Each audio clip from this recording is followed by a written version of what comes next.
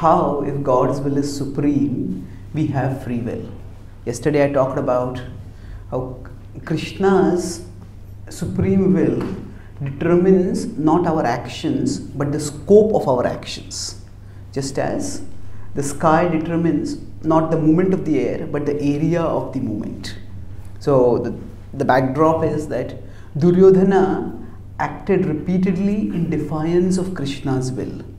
And the most drastic of this was when Krishna himself came as the peace messenger and Duryodhana rebuffed and rejected that request for peace. So can the soul act in defiance of God? And if the soul can, then how exactly is God's will supreme? When bad things happen, who is responsible ultimately? So we discuss how God is the cause of all effects. God is the cause of all causes, but not the cause of all effects. When any vegetation grows on the earth, the rain is the cause. But which specific vegetation grows where, that effect is not determined by the rains. It is determined by the particular seeds that have been sown over there. So similarly, all of us have certain seeds sown in our heart, the impressions of our past karma. And based on our past karma, we also have certain kshetra, area of influence externally. And within that area of influence, it is up to us how we act. And some people can use their free will properly, and some can misuse their free will. So when bad things happen, it is not that God wants those things necessarily to happen. It is not that Krishna wanted Dushasana or Duryodhana to conspire to dishonor Draupadi. It was they misused their free will, and Krishna allowed that to happen because by their past karma they had been given that kshetra, that area of influence. So everything that happens is not necessarily God's will. It is with God's sanction. I talked about how everything that happens is not necessarily God's plan, but it is within God's plan. That means the school doesn't want the students to fail in the exam. But if the students fail, the school has a plan to accommodate them. Like that, if the soul misuses the free will, God has the capacity to include that in his plan. So everything that happens is within Krishna's plan, but it is not Krishna's plan. Krishna's purpose is that we all use our free will properly and become elevated and ultimately become liberated. So now, this quick recap of what I spoke yesterday. Today I'll focus on the theme of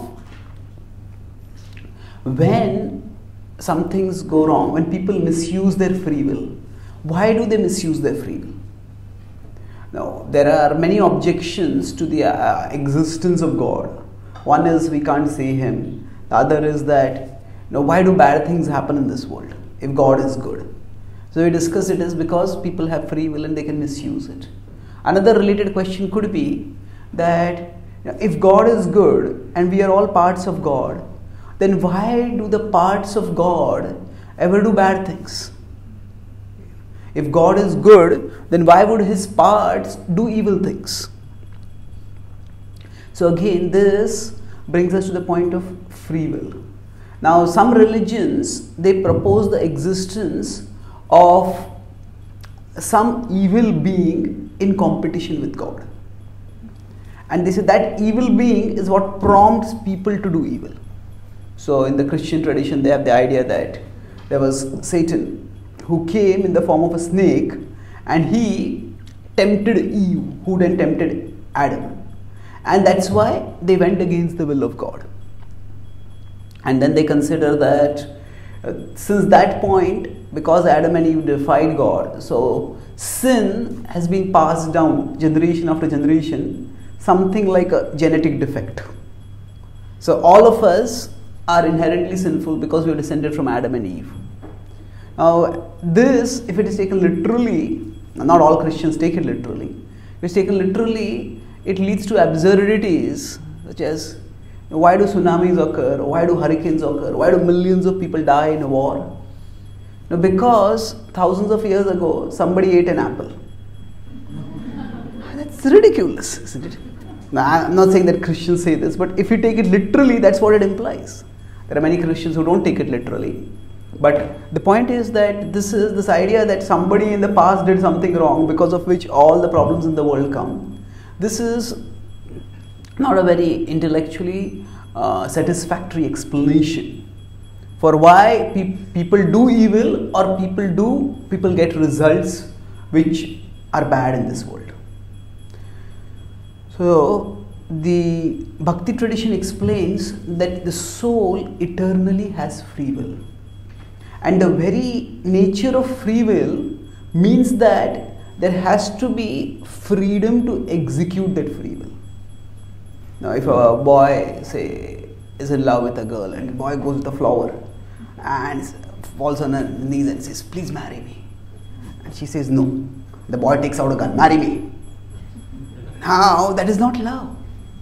Isn't it? So, if there is free will, there has to be freedom to execute that free will. So, only when there is freedom does free will become meaningful. So, Krishna has given us freedom in this world to act the way we want. Now, by using our free will in a particular way, we can end up becoming habituated to acting in that way. So, we could say that when people do bad things, say, the Bhagavad-gita says there are 3 gates to hell: lust, anger and greed. Now we could say that it's almost every hoarding, every TV, every movie, most television shows, most movies, they are all like gates to hell. They are all triggering lust, anger, greed within us.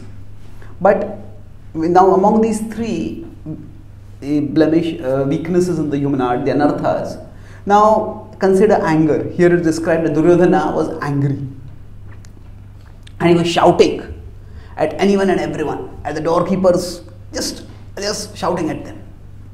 So now what had happened, he was envious on seeing the prosperity of the Pandavas, and because he found that prosperity unbearable, he was taking out his anger on someone else, whoever he could find in his way.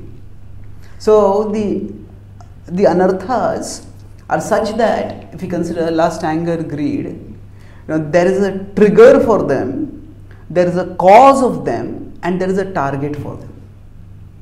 And the 3 are different. The trigger means that which activates that within us. So if somebody sees a sensual image, that may make them lusty. Here Duryodhana saw the opulence of Yudhishthir, that made him envious. But that is only the trigger. That is not the cause. There were so many other kings who came to the Rajasuya sacrifice and they went. And they were not agitated. They did not become envious. So it was not Yudhishthir's prosperity that was the cause. That was the trigger.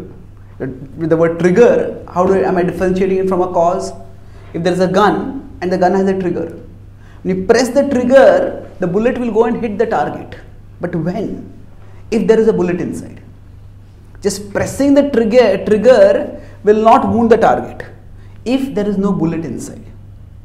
So certain stimuli in the outer world may be triggers, but the triggers are not the causes.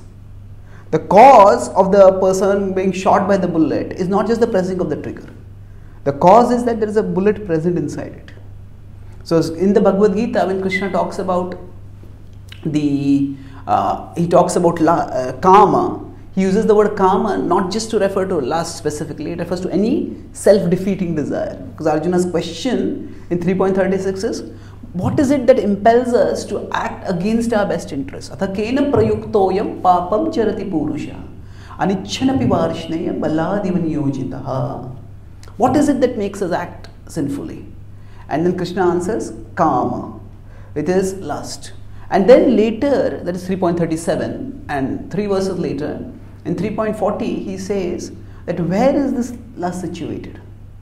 He says it is in the Indriyani manobuddhir asyadhisthana muchyate etair vimohayatyesha jnanam avritya dehinam. It is situated in the senses, the mind and the intelligence. It's significant, Krishna does not say that lust is situated in the sense objects. Lust is situated in the person who is the observer. Now it may be triggered by certain sights, by certain stimuli. Same with greed. We may see something and that may trigger greed within us. But that trigger is not the cause. So the point which, so there is a trigger of, for Arjuna, for Duryodhana, the trigger of his envy was the observation that, oh, Yudhishthira has more opulence than me. The cause of it was what was present in his own heart. And then the target was the doorkeepers. Now we all see that sometimes, we tell someone, can you just clean this up? And in our home, we have a child or a family member, can you just tidy this up? And suddenly they start shouting. You're always nagging, you have this, you have that. I say, what happened? I just spoke a simple thing. But what has happened? Maybe for them, they had gone through a difficult day and 10 people had found faults with them. They're upset with 10 people. And then our small words become like a trigger. And they just explode. So the trigger, the cause and the target, they are three different things. And there are some people, they just, no matter how many difficulties come, they just stay calm, composed. Some people just get very worried, irritable, angry. So the triggers may come on many people, but what agitates people is the cause, not just the trigger. And the cause is what is present in the hearts. So therefore, the point I am making here is that although in our tradition we don't consider that there is any particular being called Satan who makes us do evil, but that doesn't mean evil does not have an objective reality. If we consider evil as the impressions that make us do wrong things, then those impressions are present within us. When Krishna is saying lust, anger and greed are present within the consciousness, within the mind, senses and intelligence, that means these are not just feelings that we have. They are also things. Of course, because they are subtle. So they are not things in the physically tangible sense. But they also have an objective reality.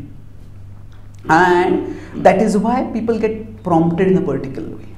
So with respect to our question about, if the starting question for this class is that if God is good, why do his parts do so many bad things? So that why people act is determined by three factors. There is God's will, there is free will, and there is evil. So God's will, free will and evil. Now I am explaining what do we mean by evil. I discussed about free will and God's will yesterday. So by evil, we don't refer to some being who exists out there and prompts us to do bad things. Rather, evil refers to the accumulated impressions within our own consciousness which prompt us to keep repeating the actions that we have done in the past. The mind is very impressionable. Now, whatever activity we do, especially if we are very intensely involved in doing it, very emotionally or intellectually intensely involved in doing it, then that creates an impression. And the past impressions within the mind become its present propositions. The past impressions become the present propositions. Say if there is some students staying in a hostel and this is their college, and along the way there is a bar. Now if some students have never drunk, they will pass by the bar, they will not even notice it. Somebody else who has drunk repeatedly, as soon as they start passing by the bar, let's go and drink, let's go and drink, let's go and drink. That proposition comes. Why? So the bar is there for both of them, but the bar's presence pulls one of them much more than the other, because there is something inside. That is the impression. So whatever we do, that creates an impression within us, and that prompts us again and again to do that same thing.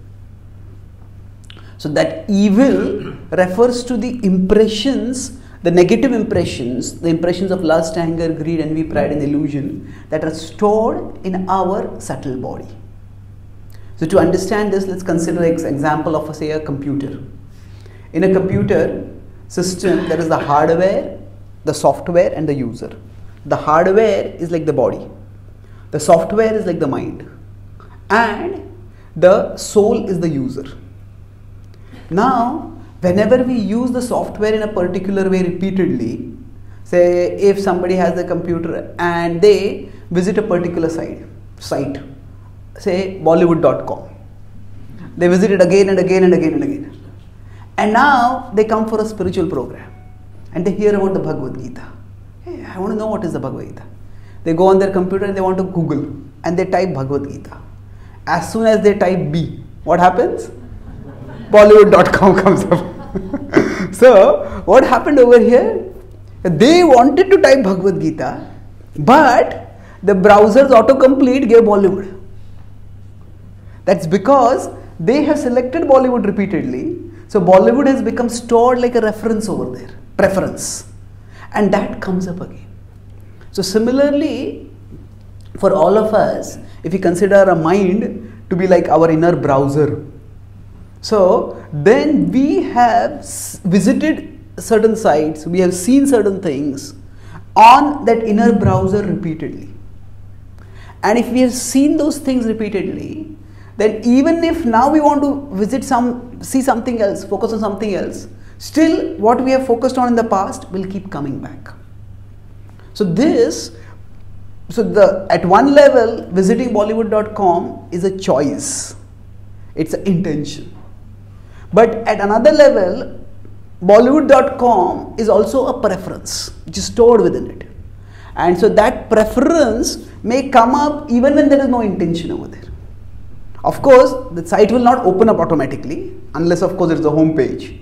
But it will, as if once B is typed, if nothing else is done, then it will automatically open up. And if that is the home page, then it will, even without doing anything else, it will open up. So similarly, whatever it is that we are attached to, we can say that, not just attached to, but very strongly attached to. Whatever is our foremost attachment, that is like the default home page of our inner browser. And that's what opens up automatically. Some people who are just compulsive alcoholics, there can be degrees of alcoholism also, but some people are compulsive alcoholics. From the moment they wake up till the moment they sleep, the thought that is there in the mind is, I want to drink, I want to drink, I want to drink. The first thing when they wake up, oh, where can I get a bottle? Before sleeping, they drink. Sometimes they even sleep with a bottle next to them. So what has happened? That is the default home page of their inner browser. And that is how they are prompted to do that again and again. So somebody who is addicted to alcohol, they may just lose all sense of perspective. And they may, in their frenzy to get alcohol, they may just plunder their money. They may just take a huge loan, they may steal money, they may rob. When we get addicted to something, basically addiction can have the word addiction can have different meanings. Somebody says, oh, somebody is addicted to reading. Now, now that is not a very harmful addiction. And they just like to read again and again and again. But addiction means, broadly, it has two characteristics. There is inability to control use, inability to stop using something, even if one resolves, I don't want to use it. And using it even when it is harmful. So, when this is a compulsion that is there within. So, an alcoholic can't stop. Now, even among alcoholics, we could say there are degrees. There may be people who go for a party for drinking alcohol. But if they are going in a car, they may decide that no, okay, now you have to drive back. So today in this party you shouldn't drink. So you do the sacrifice today. Next party I will do the sacrifice. So, so they know we shouldn't drive after drinking. So there is some amount of understanding over there. But some people, they just drink and then drive. And they may kill themselves, they may kill someone else. So in all these situations, the impression is stored within people. And when the impression is stored within, it prompts them to act in that particular way. And how did this impression get stored within? Say, how did Bollywood.com become the preference? It is because of repeatedly choosing it. Repeatedly visiting it again and again and again, it became a preference. So similarly, if we ask this question, I got a computer which did not have any preferences. The computer was clean. But why did Bollywood.com become the preference? Because I chose it again and again. So now, similarly, sometimes some devotees ask, if Krishna wants us to practice bhakti, then why did he give us this troublesome mind? The mind is such a big trouble when you want to practice bhakti. And why has Krishna given us that mind? Actually, Krishna simply gave us the mind. We shaped our own mind. The mind itself is an essential tool which we require for functioning in this world. The mind is the link between the body and the soul. Shotram chakshu sparshanam cha rasanam granam eva cha adhishtaya manashchayam vishayanupasevate. The inputs from the various senses, they come onto the mind, in 15.9 Bhagavad-gita says, and then they are pursued by the soul. So the mind is a vital tool which the soul needs for functioning in the world. Just as we need software for operating the hardware of a computer. But it is we who have acted in particular ways, either in this life or in a previous life, because of which certain impressions are stored in the mind. So, our mind is not given to us by Krishna. Our mind is something which we have shaped by the way we have acted. And so, if somebody, say, repeatedly drinks, then what happens? The more they keep drinking, the more that becomes an obsession, and then they start losing perspective. Somebody who would never have drunk, that person can't live without drinking. What has happened over there? That option, that proposition, drink, it comes very forcefully. So we can say the mind is like an inner screen. The software, on the computer there's a screen. So there's an inner screen on which certain promptings come up. So like on the browser, I type B, Bollywood comes up. So sometimes on a computer, we are working on, say, a Word document, but suddenly a pop-up window comes up. Your friend has updated their profile photo on Facebook, or there's a software update available. Do you want to update? So these pop-ups come up. Now, similarly, in our inner screen, various pop-ups keep coming up. So right now we are sitting and trying to understand the philosophy, and suddenly a pop-up may come up. I'm hungry. When will you do time for prasadam? Oh, it's too cold over here. It's too hot over here. Now, when these pop-ups come up, we can choose whether to focus on the pop-up or we can choose to just push them aside. That choice is always there with us. However, there are some softwares which normally say, do you want to install this update? So there is yes, no, or later. Now normally the default may be no. But some softwares it is yes. And unless we consciously chose no, it will do it. And some softwares, they come with that yes, not only there, but they say within 10 seconds if you don't click no, it will start installing. Sometimes some pop-ups come up, and normally a pop-up is a small window that comes up on the screen. But sometimes some pop-ups come up and they just fill the screen. And they fill the screen, and then you look, sometimes in some advertisers, they are so insistent, they don't want you to minimize. So you look around, you don't find any cross anywhere. Where do you minimize it? It just consumes the screen and you don't know what to do.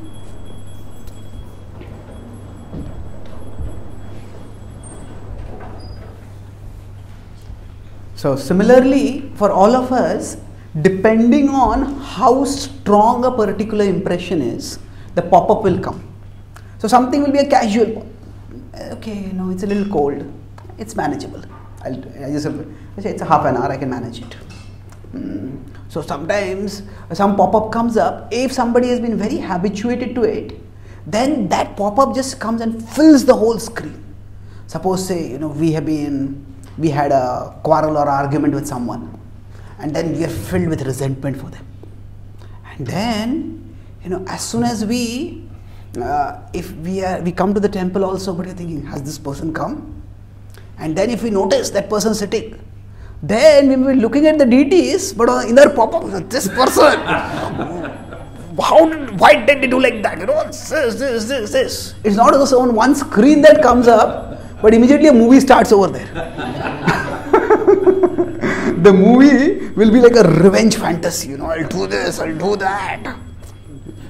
So depending on either how strong the impression is or how strong our emotions are invested in it, the pop-up zooms up and then it occupies the whole screen. So now, if we consider the free will that we have, we're talking about God's will, free will and evil. So I am talking about evil as the impressions within us that cause the pop-ups to come up. So if somebody is an alcoholic, immediately when they see a glass of water, they'll think alcohol. It pops up in them. So this pop-up will come up based on what impressions we have ourselves put inside us. And our free will is that we can choose whether to accept and focus on what has popped up, or we can choose not to do that. And like I said, there are different degrees of pop-ups. Some may come with the option no or yes, but no click. So if you are very serious about studying for an exam, and then some pop-up comes up, your friend has updated their Facebook picture. This is not now, later. But same, we are studying for an exam, but the exam is 1 month away. And then we are already a little bored by studying.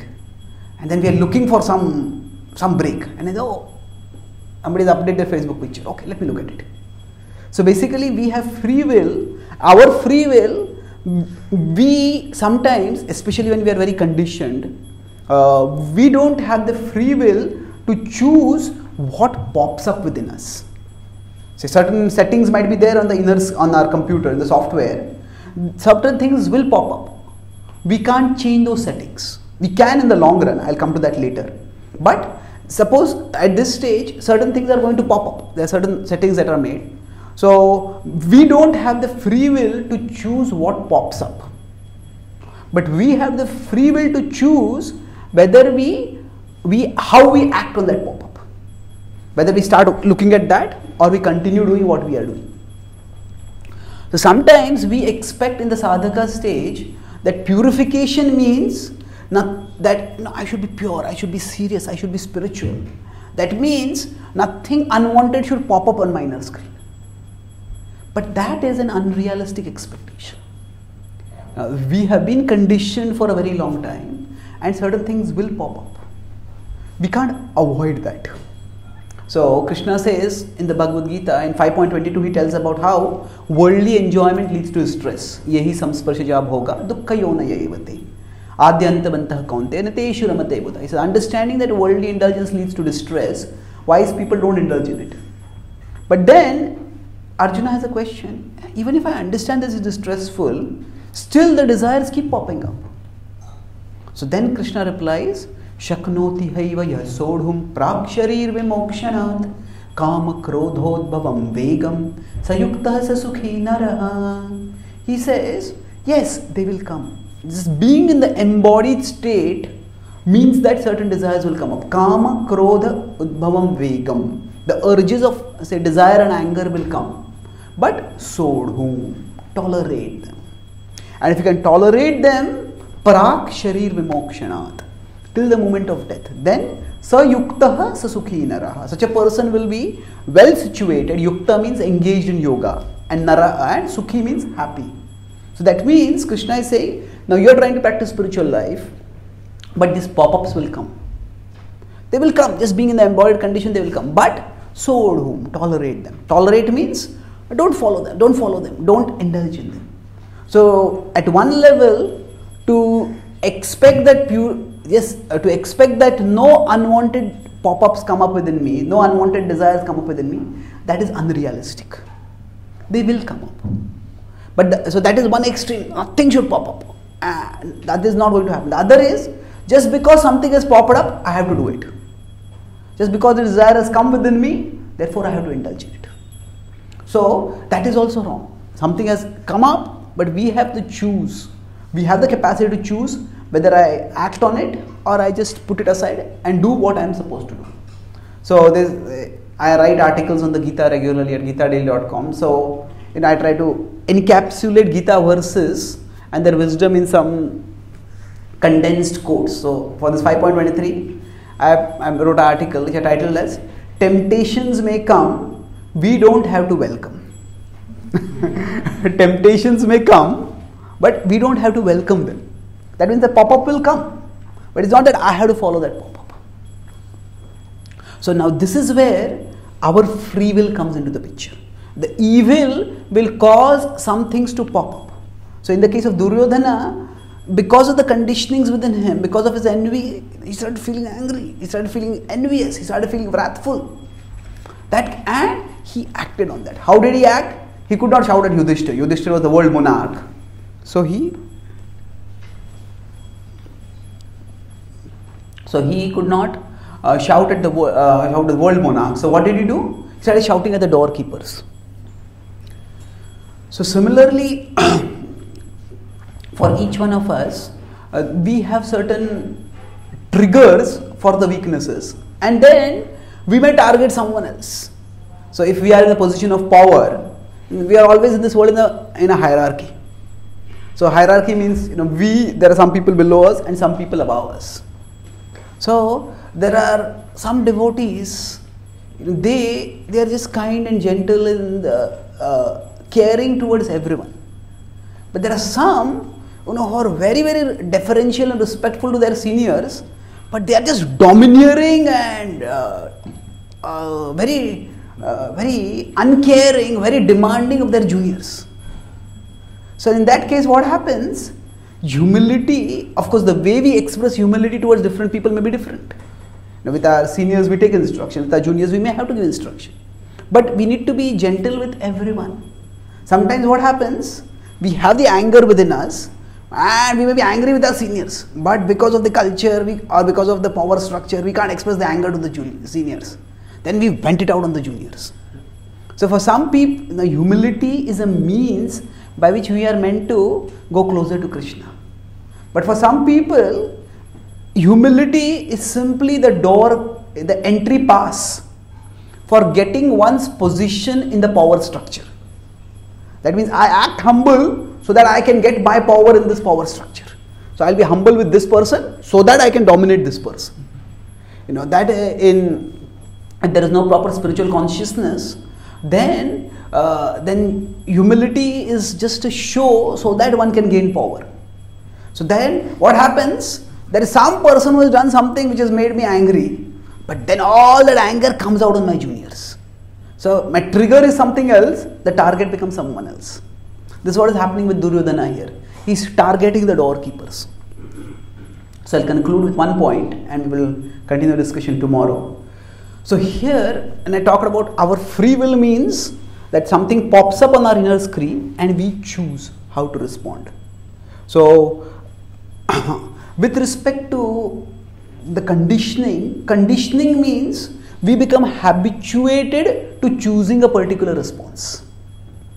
The more we are conditioned, that means as soon as something pops up, not only does it pop up more frequently, more insistently, but we also go along with that. So there is a stimulus that comes within and there is a response from us. So the greater the distance between the stimulus and the response, that much is our free will. The lesser the distance between the stimulus and the response, the lesser is our free will. So all of us there is this difference. But for some people who have become very habituated, then the distance between the stimulus and the response becomes extremely less. It's almost as if it is not there. And then they just indulge in it. So somebody who's an addiction, this is also a medical condition. It's not just a lack of willpower. Psychologists have that idea. Now, yes, it is at one level a medical condition, but what is the medical condition? The impression has become so strong that the gap between the stimulus and the response is almost not there. Stimulus comes, the response has to, that's the response that comes. Of course, they always have free will, but that free will can be very, very less. And then at that time, such even good people means everybody as a soul is good because it's part of God. But if they have repeatedly chosen to act in a particular way, that impression has become so forceful within them that they do a bad thing and they don't even have a second thought about doing it. Some people say if they are robbers, they are killers, their conscience, their inner sense of discrimination just died practically. This stimulus, this response. So it is good people who become evil because they keep doing small acts of evil again and again and again till that evil becomes the default response for them. And that's how they end up doing terrible things. So for Duryodhana, to in a royal assembly where everyone is present, to even suggest the idea that will dishonor Draupadi, that's outrageous. But because that whole idea was, that evil propensity was there within him, so it just went on and on and on. And at that particular point, it just exploded. And he proposed such a dastardly act at that time. So for us, we all have our particular conditionings because of which this gap between stimulus and response may be very less. For each of us in certain things, we might get angry, we might get greedy, we might get lusty, we might get envious, whatever it is. So what do we do? If this gap is very less, two main things, and I will elaborate on the principle of bhakti and how it helps tomorrow. But the first thing is that sometimes when that impulse pops up, it's almost impossible to say no because it's so forceful. But the key thing is, what do we do in between the pop-ups?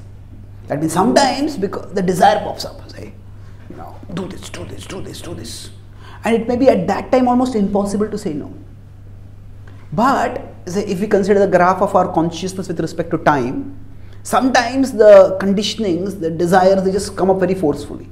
But it's not that they are that forceful 24 hours a day. They are sometimes very forceful. So when they are very forceful at that time, it may be difficult to say no to them. But what do we do in between? In between that time, if we are simply lamenting, oh, why did I do that? Why did I do that? Why did I do that? So the mind is a very dangerous creature. Suppose we are living a normal, law-abiding, respectful life, and suddenly a friend comes. You want to make some quick money? He says, I've got an idea. What? He says, let's rob a bank. What? He says, no, I've got a foolproof plan. We'll rob the bank and nothing will happen. He says, no, I don't know. No, come with me. And somehow that friend persuades us. We go and rob the bank. And then as they're robbing, the security alarm goes off. And as soon as the alarm goes off, the friend runs away. And we are caught by the police. And then we are caught by the police and the police takes us to the court and we go in the box in front of the judge. And that judge is the same friend. The same friend who pushed us, tempted us into robbing is now going to judge us as a robber. So the mind is like that. The mind first says, come on, do it. And then, you fool, when will you learn? You are useless. And the mind beats us up. So in this case what happens? In the first time we are conscious of the mind. Do it. And the second time again we are conscious of the mind. You fool, why did you do it? So what we need to do is that in between, so in the graph, sometimes the desire comes up and the mind pushes us and we just can't say no. But in between, what do we do? In between, instead of simply beating ourselves up, why did I do that? Why did I do it? Instead, let's try to do something positive. Let's try to nourish my intelligence. Let's try to purify myself. Let me try to practice bhakti. So, to the extent in between those pop-ups, so pop-up comes and certain thing comes on our screen, we can't minimize it at that time. But the remaining time before the next pop-up comes up, what are we doing? If we are again browsing the same site again and again, then that's a problem. So, if we can choose to act constructively when the mind is not pushing us that much, then that will give us some inner strength. And the second is, we try to avoid the triggers. We can't entirely avoid the triggers. See, all the kings had come for the Rajasuya sacrifice, and Bhishma and others went back. And Duryodhana stayed on over there. He said, I want to look at the Maya Sabha. Now, why did he have to look at it? He had already seen it. Now, there was already envy in his heart, and just staying on to see Yudhishthira's opulence more was simply going to inflame his envy more. So, after all the Kauravas went back, all the guests went back, Duryodhana stayed on.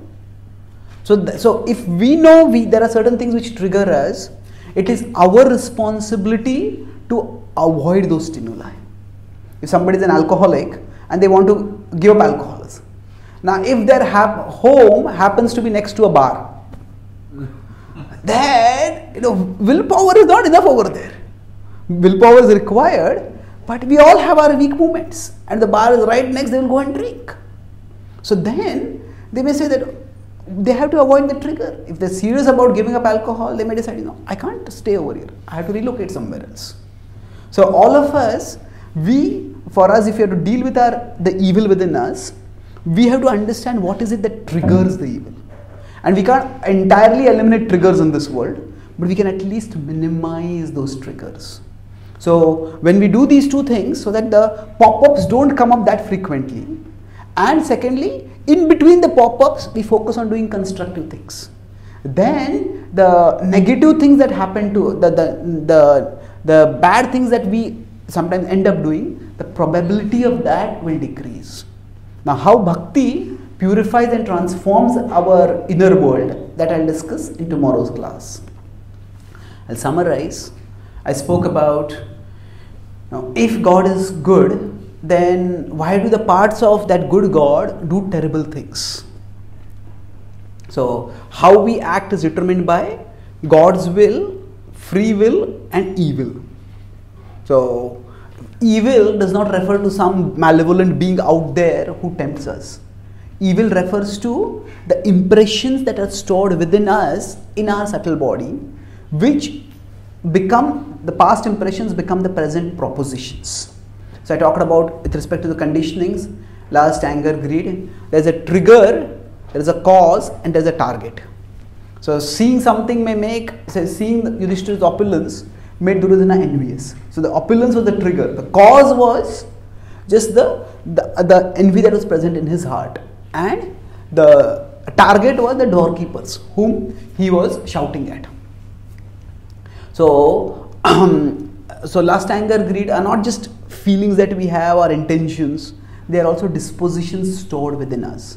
It's like if we have a browser on which we have repeatedly visited Bollywood.com, then that is stored as a preference. So visiting Bollywood.com is an intention and it's also a preference. So for us, based on our conditionings, there are certain preferences that are stored in our inner browser, which is the mind.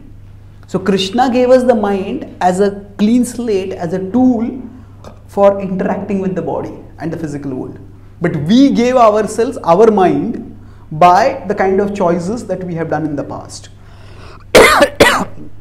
And depending on the strength of a conditioning, certain things may pop up on our inner screen. And they pop up with either yes, no as the default, yes as the default, or the default is going to act immediately and we have to strain to find a way to stop it. So basically, we all have, our free will is not about what pops up on the inner screen. Temptations may come, but we don't have to welcome. So if I think being pure means nothing bad should pop up on my inner screen, that is unrealistic. That may take a long time to happen. But just because a desire has come, that doesn't mean I have to act on it. So the pop-up comes, I say no. And the distance between the stimulus and the response, that is the area of our free will. When that area has become very less because of repeated indulgence in the past, then that person is almost like addicted. Addiction means that there is inability to stop using even when one decides to, and continue to use even when there is harmful consequences.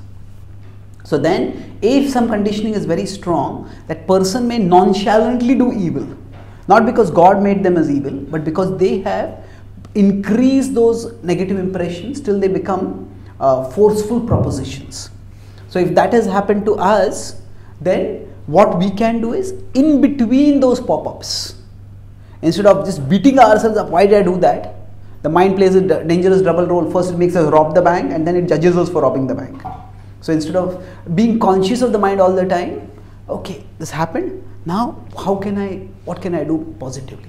So focus on growing spiritually during the interval between the impulses. And then when the impulses come, we find out the triggers and try to minimize our exposure to the triggers.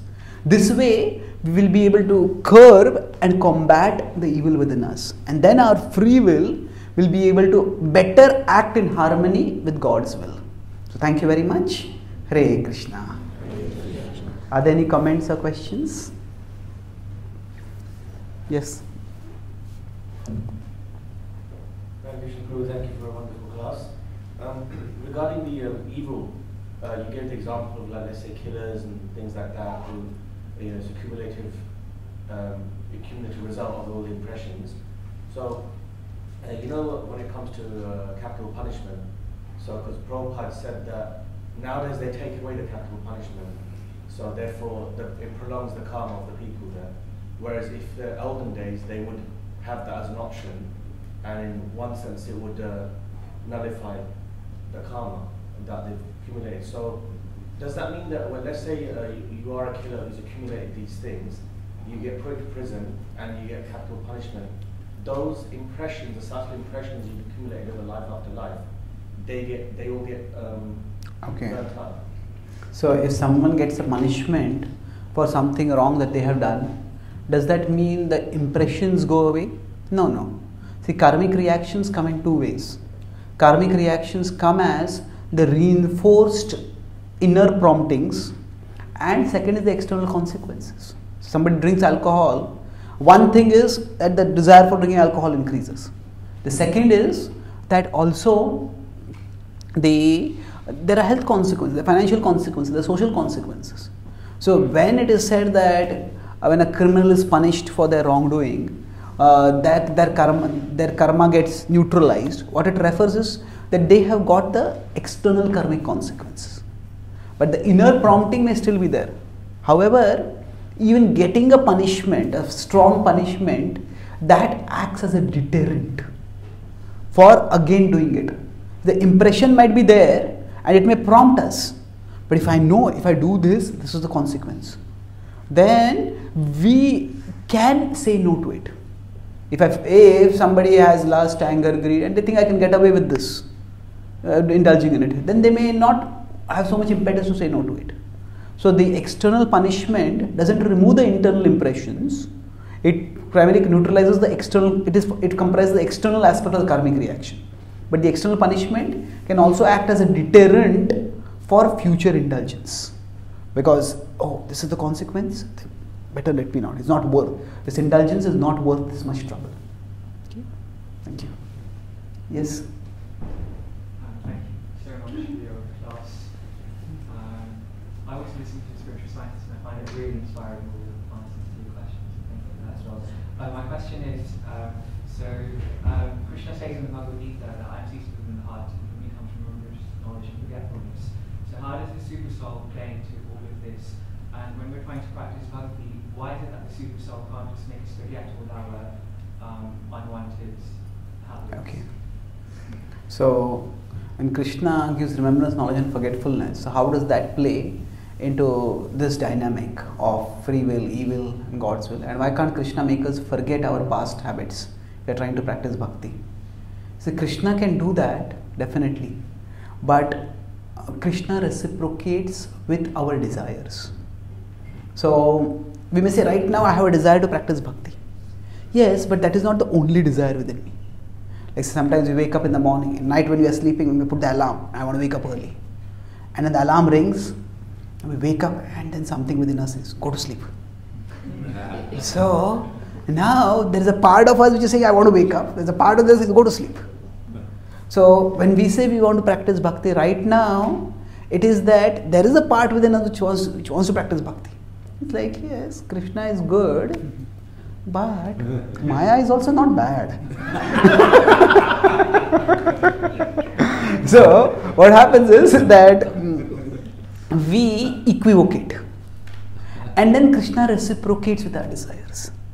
So Krishna is so if a particular desire is very strong, if say the desire to serve Krishna is very strong, then we will forget the worldly things. Suppose we have a very important service to do, and say if you are coming and if we have to give a class, we may be hungry, but giving a class is a serious responsibility. Then we forget the food. But if we are not very interested in going for the class, but as a ritual we have to go for the class, then what happens? We are going for the class, but I'm hungry. The remembrance of food keeps coming. So now that means what we recollect, our recollections are significantly functions of our intentions. So we can say that there are multiple levels of desires within us. There is a desire for Krishna and there is a desire for worldly things also.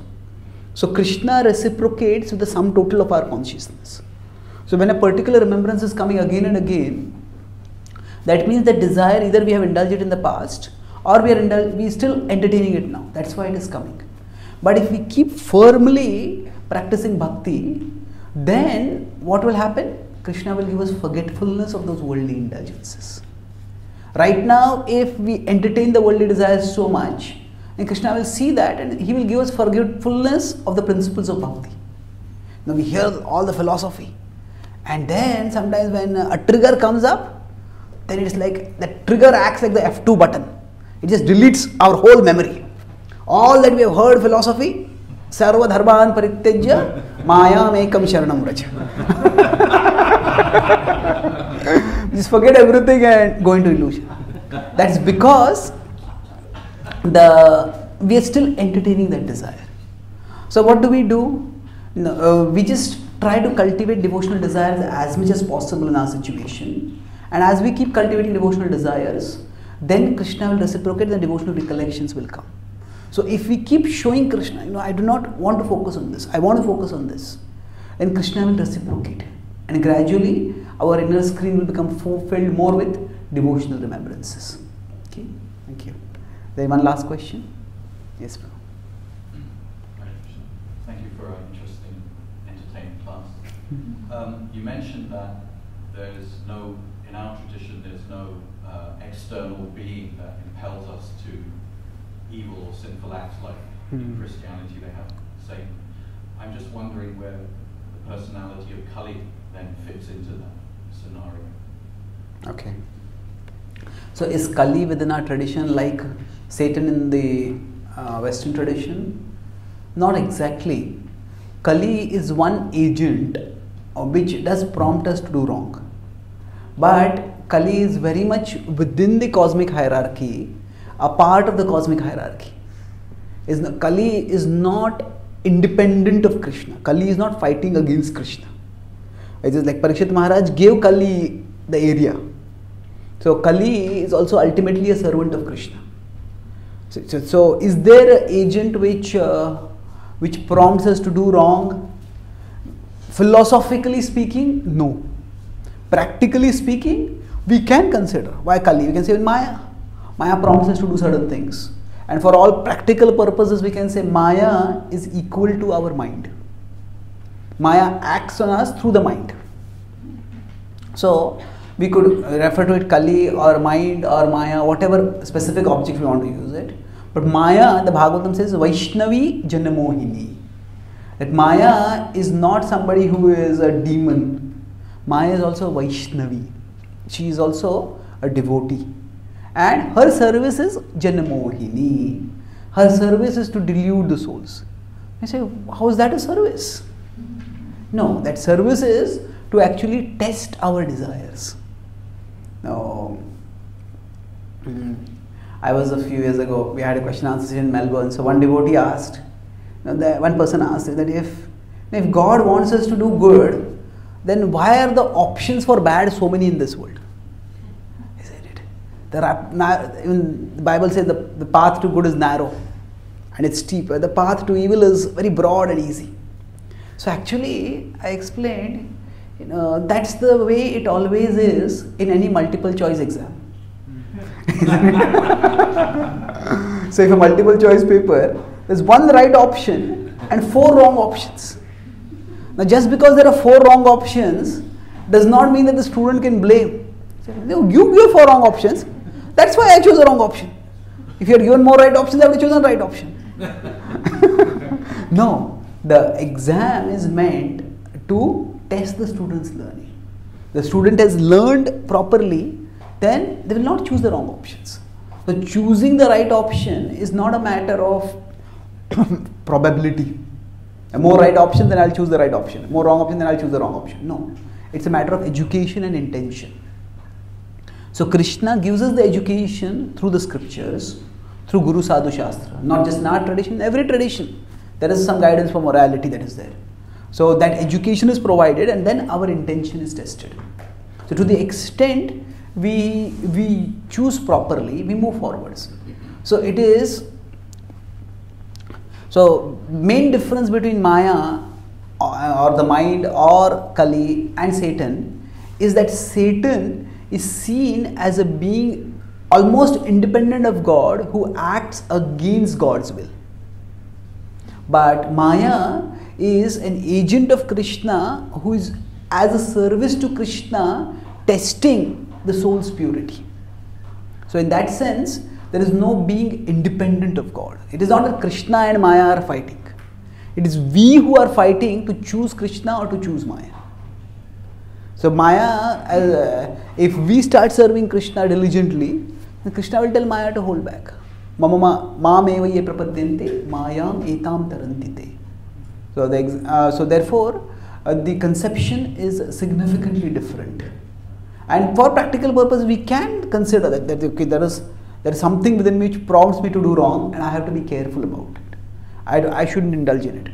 So Kali also is present. Kali may promote kalaha, conflict between people. That's true. At the same time, it is we who have free will, and it is we who have to choose. So the main difference is that Kali is not independent of Krishna. Kali is acting within the plan of Krishna. Okay. So thank you very much. Grantraj Srimad Bhagavatam ki, Srila Prabhupada ki, Gaur Bhaktivinoda ki, Gaur Premanande. Chaitanya Charan Prabhu ki.